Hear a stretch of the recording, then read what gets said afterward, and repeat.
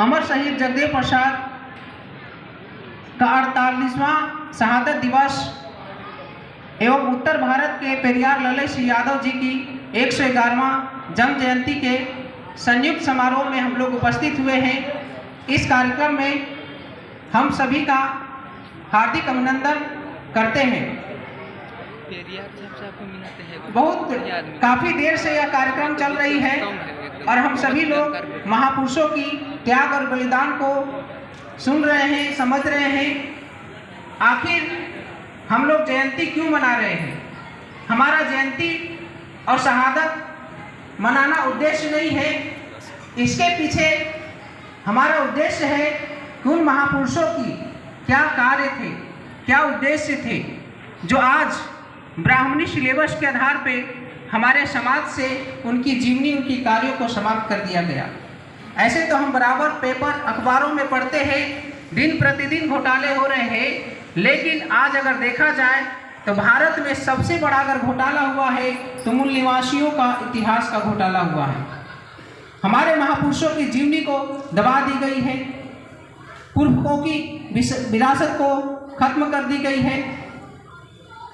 बाबा साहब ने भी कहा था, अगर किसी कौम को दीर्घ काल तक गुलाम बनाए रखना है तो उसके इतिहास को समूल नष्ट कर देना चाहिए, और हमारे मूल निवासियों का यही हाल हुआ है।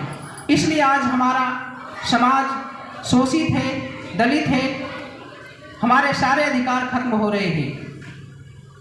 ये मूल निवासियों ने का इतिहास को खत्म करने का सबसे बड़ा कारण है कि हम जो बहुसंख्य लोग हैं, बहुजन लोग हैं, जो 85% के लोग हैं, हमें असंगठित कर दिया गया। सदियों से हमें जातिवाद में बांट कर रखा गया है।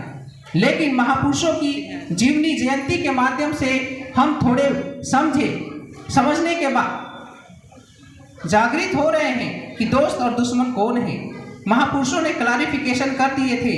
बहुजन समाज के लोग तमाम SC ST OBC 6743 जातियाँ, इनसे कन्वर्टेड मुस्लिम, सिख, ईसाई, Jain, Buddhist, Lingayat, NT DNT VJT, ये सारे 85% के मूल निवासी लोग हैं, और ये हमारे आपस में ही भाई हैं और ये मित्र हैं।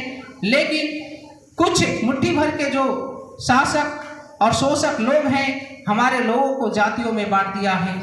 इन कार्यक्रमों से हम संगठित तो हो रहे हैं, लेकिन फिर संगठनवाद में बटकर रह गए। इस संगठनवाद और जातिवाद से जब तक हम ऊपर नहीं उठेंगे, तब तक हमारा हक अधिकार नहीं बच सकेगा। तो मैं तमाम बुद्धिजीवी वर्गों से यही आग्रह करूंगा कि हमें अपने अंदर की जो मनुवाद विचारधारा है, जो ब्राह्मणवाद है, पहले उसे खत्म करना होगा। मनुवाद, ब्राह्मणवाद क्या है? यह ऊंच नीच भेदभाव, एक दूसरे से असमानता का प्रतीक ही मनुवाद है। इस मनुवाद विचारधारा को खत्म करके समता और मानवतावाद विचारधारा को प्रतिस्थापित